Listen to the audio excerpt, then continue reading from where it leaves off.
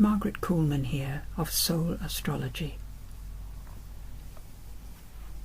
One of the things that delights me when I go on the internet and look at what other people have to say about what's going on at the moment is that we're all basically saying the same thing. And at the moment there is a general feeling of positivity about 2013. It's a good year for manifesting. And it starts off with this new moon chart on the 11th of January with rather a lot of emphasis on Capricorn. It is a new moon in Capricorn, of course, so perhaps we're being directed towards the more useful side of Capricorn, which is its competence, its caution, and therefore good steps in building, so that what is built remains standing and doesn't topple because of some flaw in the foundation. We also have Mercury, Pluto and Venus in Capricorn. Pluto's been in Capricorn for a while, ever since the downturn in the economy a few years back. All those indications that something needs to change, especially in our banking and our general state of managing the material world. Mercury in Capricorn, right in the middle, is suggesting that we really are thinking about that sort of thing at the moment, that this month is for focusing on the material reality. The contemplation that came to me when I asked was all about the truth. And without that we pay attention to the truth and build on it, it's like building on the sand. Just washes away with the next incoming tide.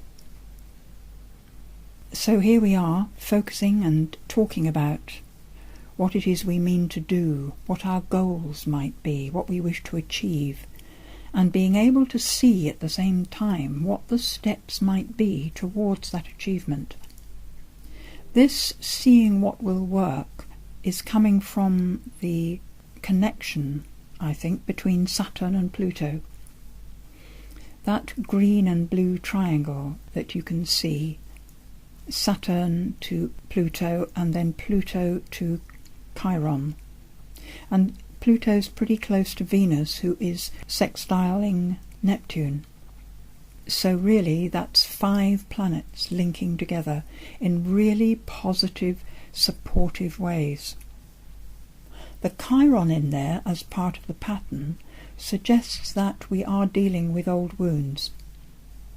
But the supportive nature of those aspects suggests that we're dealing with the wounds. We're actually cleaning them out and putting the right medication in there and actually healing.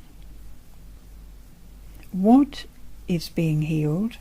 That spiritual healing that's been going on for some time now, with Neptune so close to Chiron. We're healing a general attitude to life, to each other, that attitude which recognises now that no one can move without it affecting everything else, that we are linked. Life is all one, really. The energy flows in amongst it all. We seem to be separate, but we are just like finger ends of the same hand.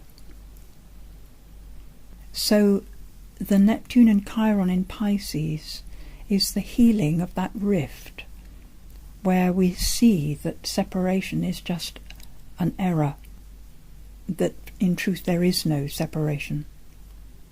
Saturn is pointing into all this from Scorpio, the depths of the emotions, the depths of the business world, the depths of the financial world, and sextiling Pluto, as though we really are accepting the truth now. Now, all of this, I'm very aware, we tend to look at the outside world and say, oh yeah, there's definitely, they need to do it differently. But of course, they are us, and we need to do it differently. And our range of effectiveness is more likely within our own lives. So yes, we do need to change things. We need to accept our own truths, the truths that surround us, that stare us in the face from the results of the life that we actually have. What's going on in our lives is the result. It's what has unfolded that belongs to us. So it's our responsibility. I've written in the New Moon letter that I email out how we are not responsible for other people's experience. Which doesn't mean to say that we don't trigger their reaction patterns. Of course we do, just as they trigger ours. But we are each responsible for our own reactions, for what those reactions actually are, and we are doubly responsible for what we do about it, for our behaviour. So this is very much about looking at the truth of what surrounds you as being perhaps the result of your unconscious attitudes, reactions and behaviour. Not that all of those things out there are those results, because one can get into self-blame rather than blaming the outside world, blaming oneself, and that's not very helpful either, because it isn't a matter of blame. So taking responsibility just means, I see, this belongs to me, does it? I wonder why. And I notice a lot of the people who I'm talking with these days are finding their way amongst their own reaction patterns. So noticing a reaction rising and being able to choose what the behaviour will be. Owning up to that reaction pattern as something that stems from way back in our lives, if this life at all, maybe a previous one, but certainly not putting it at the feet of the other person, and then choosing what we do about it, and being, hopefully with Venus in Capricorn as well, hopefully being very kind to ourselves, partly because kindness works. Capricorn is pragmatic. It's competent to deal with things. The ways it behaves bring about the results that it wants, because it's careful and because it pays attention to the truth. So with Venus in there, we are particularly able this month to put our inner awareness to good use and perhaps adjust our relationships to bring them up to date, to go into situations that we thought were a certain way, because after any amount of time things will have changed. Giving everything another go, because how it was is not necessarily how it is now. With Uranus squaring the Pluto and Venus from Aries, we're very likely to want to cut free from all of this. It's all too hard. Let's just go away. I'll go away. I'll walk on my own, thank you. And there, when we are by ourselves and taking our own counsel, there is Jupiter sextiling Uranus. Lots of thought going on, maybe sometimes too much. But lots of thoughts that arise that are actually very growthful.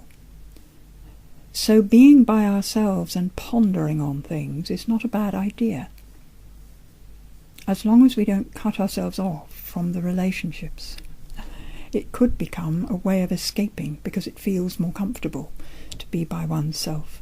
But the real work this month is being done with people, in relationship, dealing with situations. Mars is at right angles to Saturn and in Aquarius, ruled by the Uranus. So the energy that we have to do things with is also a little reluctant to commit itself to any grounded activity.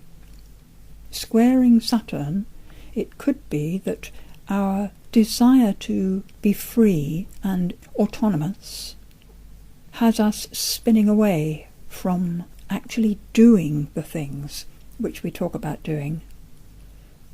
But my feeling is the way we can use this is to perhaps write down the list of things that need doing and then get on with them and crossing them off with gusto when each thing is achieved. This new moon beautifully trines the south node, sextiles the north node, not precisely, but almost. I think it's about just less than 3 degrees out. So it's as though all this Capricorn activity, this pragmatic approach to life at the moment, is absolutely in keeping with the time. And this is why I think there is such a sense of optimism about achievements. But the thing you can be sure of is that the achievements will not happen unless you take the steps towards your goal. Take a deep breath and relax your shoulders down.